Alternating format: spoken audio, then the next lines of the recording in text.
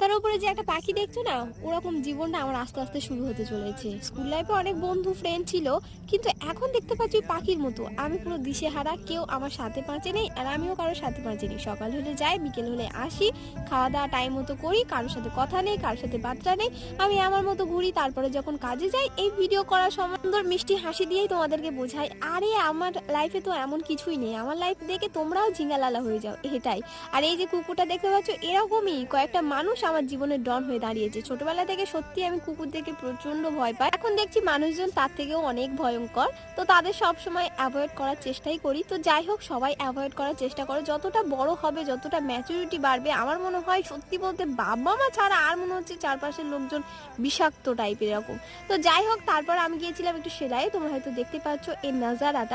প্রথমবার সেলাই শিখছিলাম, সালোয়ার কামিজ। আমিও ভাবছিলাম আমিও শিখলে না আমার জন্য একটা নতুন করে বানাবো। তো চেষ্টা রইলো, দেখা যাক।